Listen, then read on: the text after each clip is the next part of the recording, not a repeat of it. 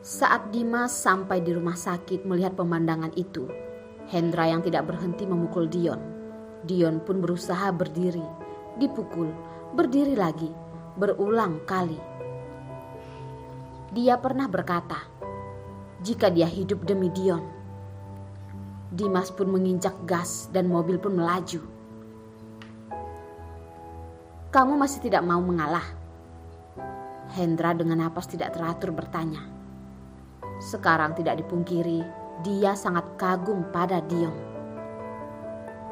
Dion tergeletak di lantai. Dari mulut mengeluarkan darah, mengenai lantai di depannya. Pandangannya kabur dan kepalanya pun pusing. Tapi dia tidak boleh kalah demi Cindy dan juga anaknya. Dia pun dengan tidak seimbang berdiri. Sebuah mobil pun menabrak Hendra yang ada di depannya. Tidak. Dion mendengar suaranya yang serak. Hendra mengeluarkan suara. Dia ditabrak oleh mobil. Lalu terdengar suara keras sesuatu yang terjatuh. Darah pun keluar dari kepalanya. Dimas turun dari mobil, memapa Dion. Ketua, kamu tidak apa-apa kan? Dion pun tersadar, yakin jika ini bukanlah hayalan. Hendra ada di depannya. Dia telah ditabrak, tidak tahu hidup atau mati. Dion melihat Dimas dengan marah berkata, siapa yang menyuruhmu menabraknya? Ini adalah pertandingan antara kami. Dia belum selesai berkata, tinjunya pun jatuh ke wajah Dimas. Dia biasanya sangat jarang memukul orang.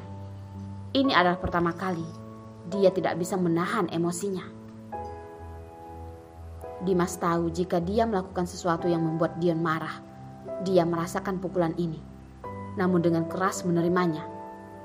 Walaupun dia dipukul lagi, dia juga akan melakukan hal yang sama. Anda adalah orang yang membantuku. Siapapun yang melukaimu, aku akan tetap melindungimu. Dion melihat Dimas. Seketika tidak tahu harus berkata apa. Orang ini sangat setia padanya. Dia pun tidak tega menghukumnya. Namun, bagaimana jika Cindy mengetahui hal ini? Cepat, bawa Hendra ke rumah sakit. Dimas pun dengan cepat menghubungi rumah sakit. Karena mereka berada di parkiran rumah sakit, jadi tidak perlu waktu lama. Dion mengerutkan kening. Dengan kesal menarik rambutnya. Ada suster yang datang padanya dan bertanya, apakah dia mau diperiksa? Dia pun menolaknya. Luka Cindy sudah siap diobati. Dion lalu pergi melihat Cindy. Dion pun mengeluarkan baju ganti dari mobil, membereskan luka di bibirnya, mengganti baju bersih. Selain ujung bibir yang dipakaikan obat, yang lainnya tidak terlihat bekas luka. Hanya dada dan perut yang terkadang terasa sakit. Hendra benar-benar sangat kejam dalam memukul. Akhirnya, kelihatan kembali seperti manusia biasa. Dion pun melihat CCTV. Polisi pasti akan menyelidiki masalah ini. Keluarga Tanusa Putra juga tidak akan membiarkan ini. Kamu sebaiknya berharap tidak terjadi apa-apa pada Hendra. Kalau tidak, siapapun tidak dapat menyelamatkanmu. Dimas tahu apa yang dia lakukan tadi. Hendra sebagai penerus keluarga Tanusa Putra terjadi kecelakaan. Rekaman CCTV ini tidak boleh dibiarkan begitu saja. Jika terjadi sesuatu, saya yang akan menerimanya. Tidak ada hubungannya dengan Tuan. Dion menepuk bahu Dimas. Tahu jika semua ini demi kebaikannya. Namun dalam hatinya tetaplah kesal. Namun hal ini mengenai harga diri pria. Apalagi Hendra yang sekarang berbeda dengan Hendra yang dulu. Dan Tuan Antoni menyuruhnya jangan menyakitinya. Dan juga dia sangat sulit mengatakan ini pada Cindy.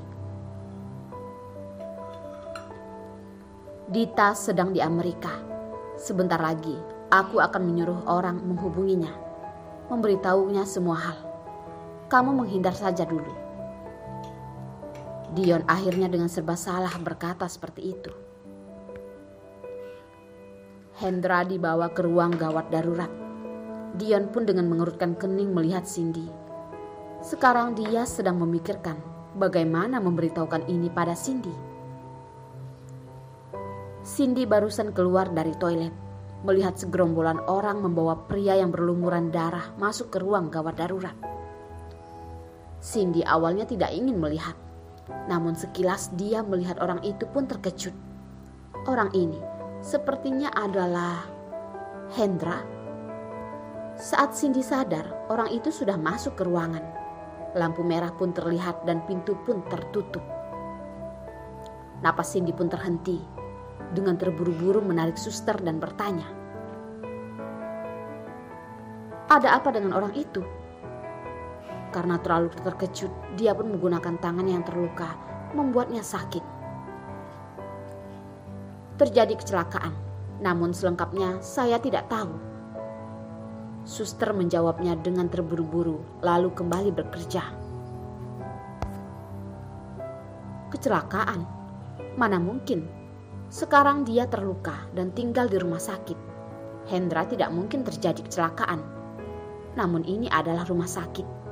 Walaupun Cindy menenangkan dirinya sendiri, namun wajah yang tadi lewat adalah orang yang dikenalnya. Cindy dengan takut menarik ujung bajunya. Kemana Hendra pergi? Dion di mana? Mengapa semuanya tidak ada? Cindy mengeluarkan ponsel.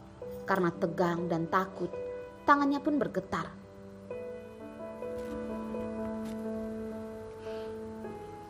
"Maaf, telepon yang Anda tuju sedang tidak aktif atau berada di luar jangkauan." Cindy yang menelpon lagi pun tetap suara yang sama terdengar. Apa yang sedang Hendra lakukan? Mengapa tidak mengangkat teleponnya? "Hendra, cepat jawab."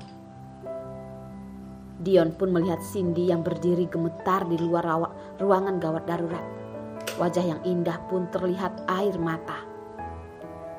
Dion sangat tegang, khawatir dan juga takut. Masalah ini harus bagaimana? Apakah Cindy? Dion berjalan ke sisinya, jongkok di sisinya, dengan lembut menghapus air matanya. Cindy melihat Dion seperti menemukan penolongnya. Dia pun dengan erat menarik lengan Dion. "Di mana Hendra? Dia di sana?" Dion mendesah. Cindy pun tidak berhati-hati dan menyentuh luka di tubuhnya. Namun lukanya sudah terbuka besar dari kapas dan mengenai baju Dion. "Cindy, kamu tenang dulu. Ayo kita obati dulu ya." Cindy dengan tidak tega menarik tangannya. Melihat kapas yang dipenuhi darah segar, merasa sangat terganggu. Cindy melihat reaksi Dion, menebak jika Dion mungkin tahu sesuatu. Apakah orang yang barusan masuk adalah Hendra? Mata yang indah dipenuhi air mata, menahan agar tidak menetes. Hati Dion sangat sakit. Melihat Cindy seperti ini, dia merasa luka di tubuhnya semakin sakit. Benar atau tidak? Cindy menatap Dion. "Dia tidak akan apa-apa, percayalah padaku." Dion menyodorkan tangan dan ingin memeluk Cindy, memberikan kenyamanan. Dia tahu posisi Hendra di dalam hati Cindy. Hendra menemani Cindy selama 5 tahun di masa sulitnya. Selangkah demi selangkah sampai saat ini. Dia menganggapnya seperti keluarga. Dion bisa merasakan jika Cindy seperti kehilangan kekuatan. Sekujur tubuhnya pun membeku. Dia akan baik-baik saja. Dia akan baik-baik saja. Dia akan baik-baik saja. Cindy tidak berhenti memikirkan kata-kata ini.